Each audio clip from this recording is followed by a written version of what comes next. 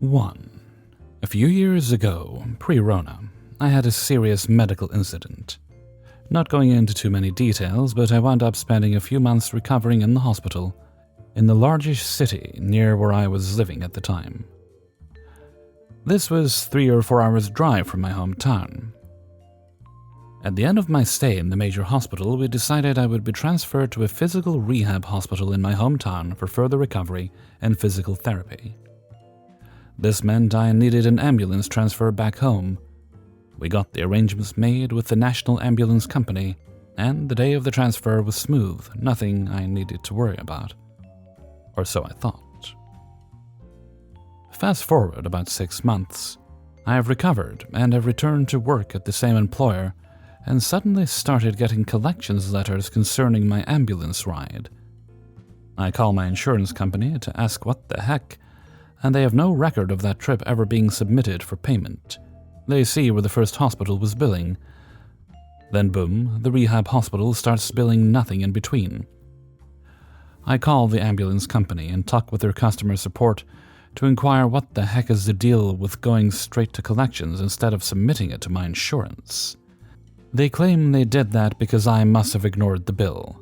Spoiler alert, I'm on an HDHP, meaning once I hit a certain out-of-pocket dollar amount, my insurance pays 100%. I don't even see the bill unless I log into the app and look at my charges.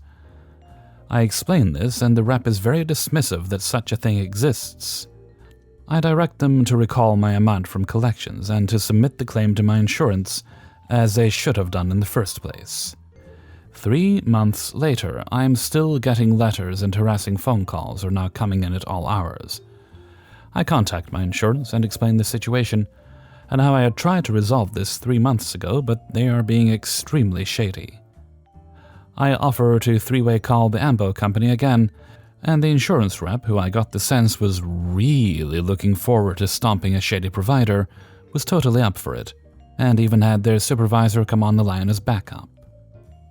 I place the three-way call and get through the menus to talk to an actual human and start my spiel. And the Ambo rep is adamant that no, they submitted the bill and I was just shirking my responsibilities. This is when the two insurance reps speak up and request proof that the claim was submitted. This is when I inform the Ambo rep that, oh yeah, I have my insurance provider on the line so we can get this resolved, since the Ambo company has been very uncooperative in that regard. Over the next 20 minutes or so, the Ambo rep tries to lay it off as the crew that transported me didn't submit the run sheet for my transfer.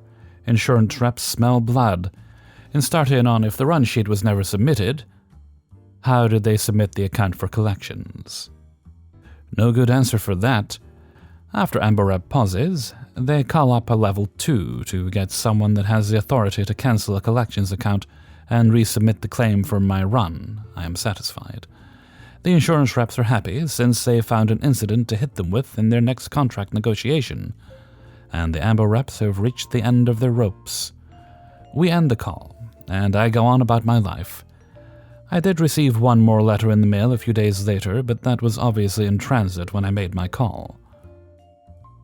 I posted a shortened version of this story in response to a poster on our legal advice on Reddit, who was getting similar collections actions against him for medical services that had been performed but never submitted to insurance. I wanted to demonstrate I had gone through a similar situation and give them advice to get their insurer involved, as they sure as heck know if a claim has been made against your account. 2. When I, a 25-year-old female, was 15, my dad started dating a woman named Crystal. Crystal had always wanted a big family but had medical issues, so she was unable to have more children and tried to fill the void by mothering my siblings and I. The problem is we already had a mother. We're older teenagers at the time, and she was clearly on drugs. Her drug problem was so obvious that we used to call her Crystal Meth behind her back. She ended up moving in almost immediately after they started dating, but would move out pretty frequently, and claim she was a stay-at-home mom. She would deep clean small areas of the house. Example, shampoo a 2x2 foot square of the carpet all day and display other tweaker behavior, but we couldn't prove she was on drugs, so we let it go. Soon after she came around, my brother, then 18, moved in with my mom, so it was just my sister, then 16, and me dealing with her. At first, I went along with her new rules, curfew, new chores, etc., but then she started to cross the line. I caught her going through my phone, going through my room, and she would tell my dad what she found in there, or make things up if she didn't find anything, to get me in trouble. On top of that, she would lie to my dad and tell him that my sister and I told her about his cheating, which he wasn't doing, but that's typical drug-induced paranoia. We tried to reason with him, but classic Father of the Year move, he never believed us. She would have emotional outbursts claiming my sister and I were evil and trying to break them up, or not respecting her as our mother, she wasn't our mother, to cause fights between us and our dad. However, I think the craziest thing that came of her wrath was my dad accusing my siblings and me of stealing his spoons and throwing them away. I don't know if my dad lost them when we moved, but none of us ever threw away his spoons. I literally got grounded over spoons for a week because we only had 5 left, which was the same number of spoons we had the prior week. One day after school, I came home and she was waiting for me on the couch sobbing. My dad came in the room and immediately started screaming at me for disrespecting my mother. As punishment, I was to clean their bathroom, but as heading over to do so, I heard Crystal say, "I'm the mom of this house. You treat me like a slave. You need to learn your place." And something in me snapped. I put my stuff down in my room and headed to the kitchen. I grabbed 2 spoons without my dad noticing. They were watching a movie on the couch peacefully. Went to his bathroom where I waited for my sister to come home. I knew he had a lighter in his bathroom because he would light candles in there to cover up his bowel movement smell.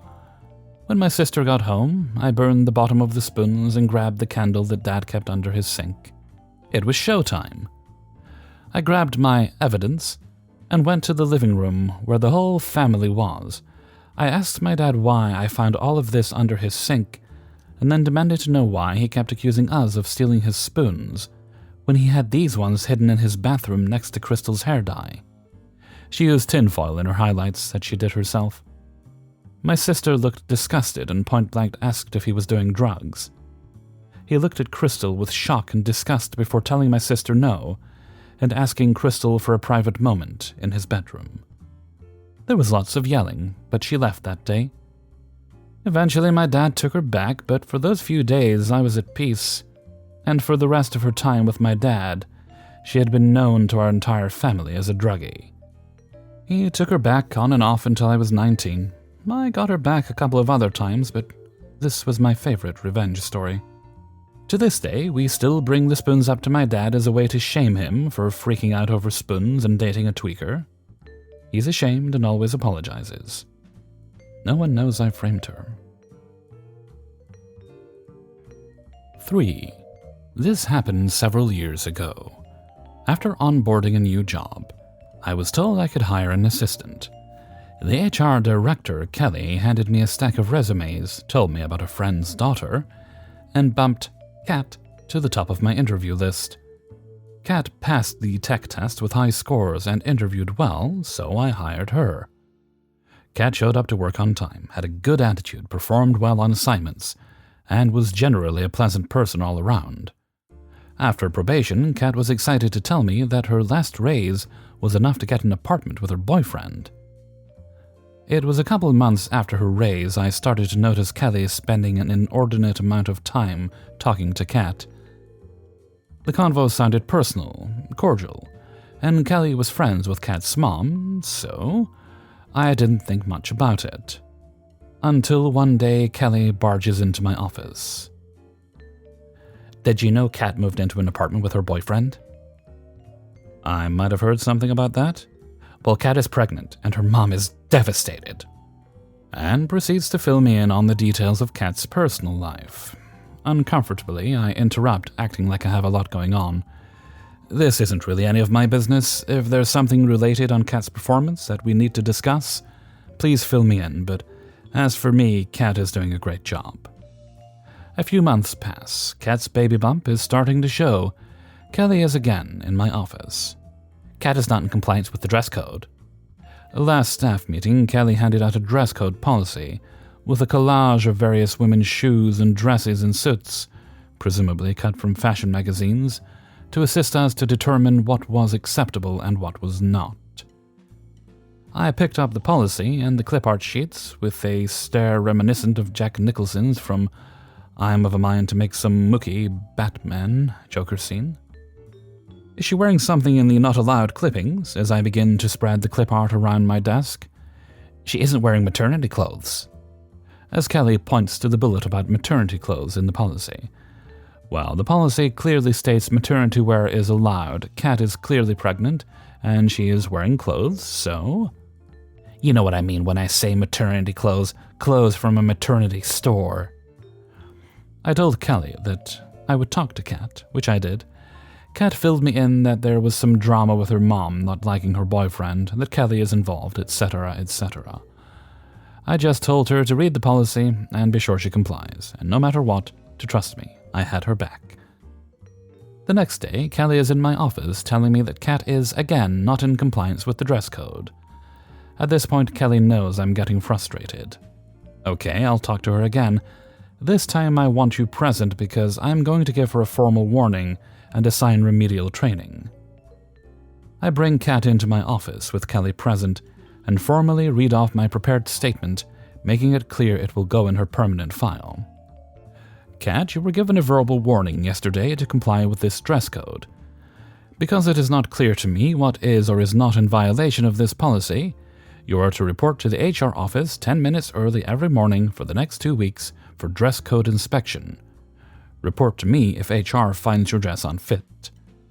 If you are found to be in violation of this policy and are unable to correct your dress before the start of the workday, your employment will be terminated.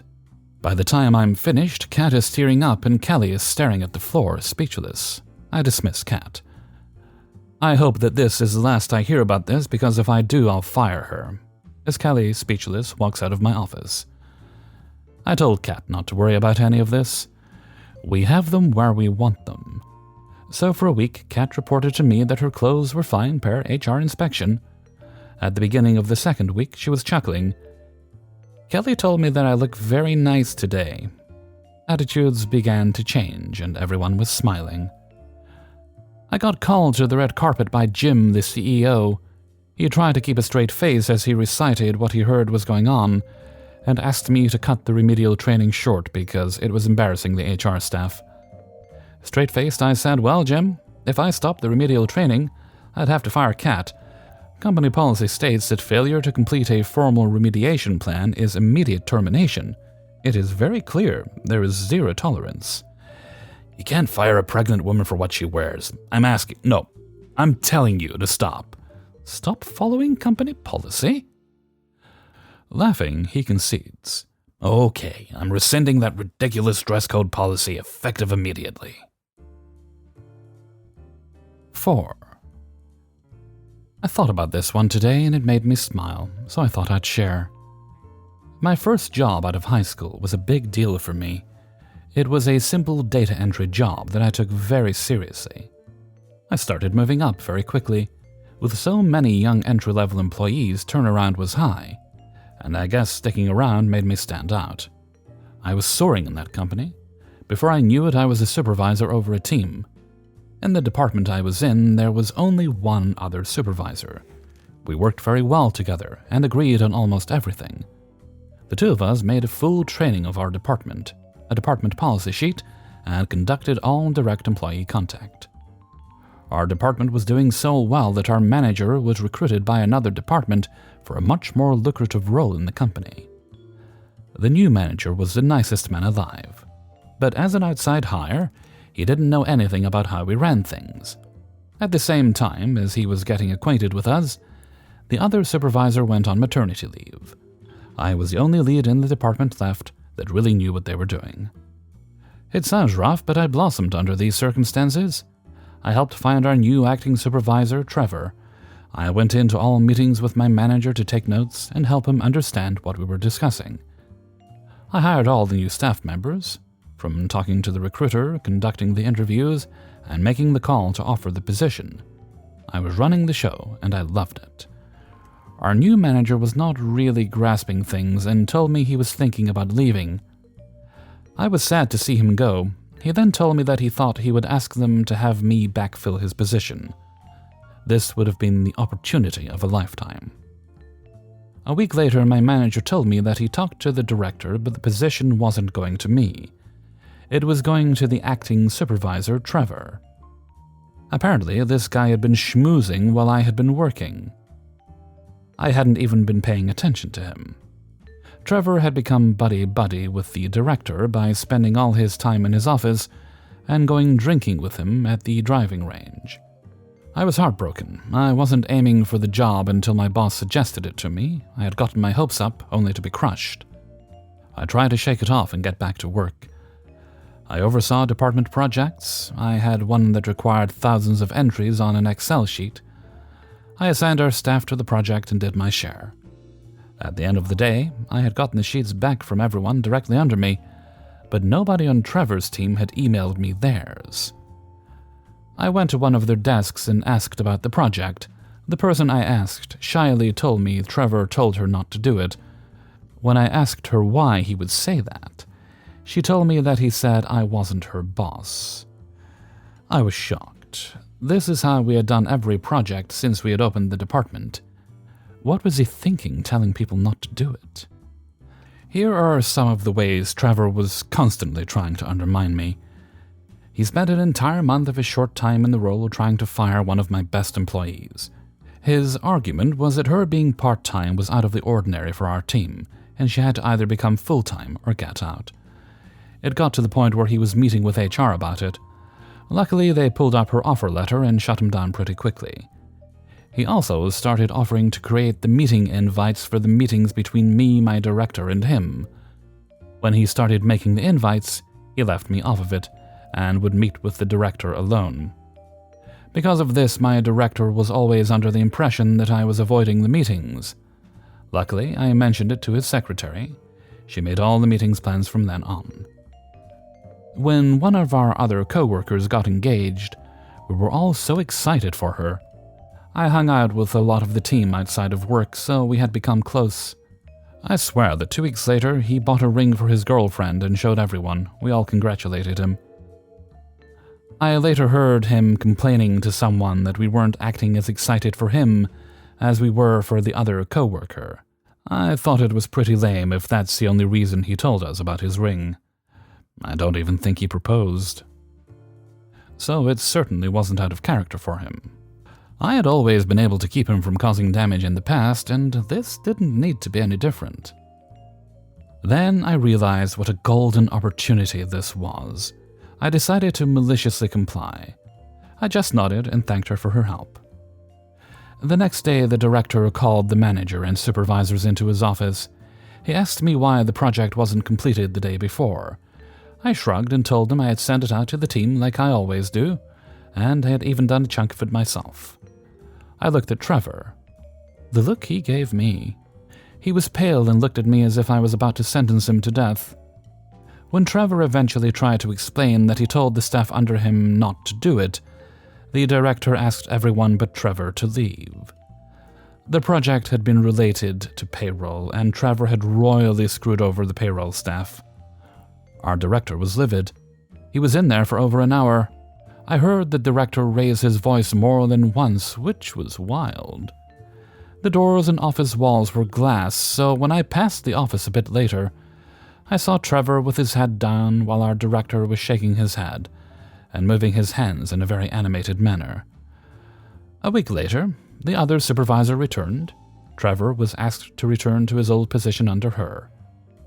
I was offered the position of manager soon after, which I gladly accepted.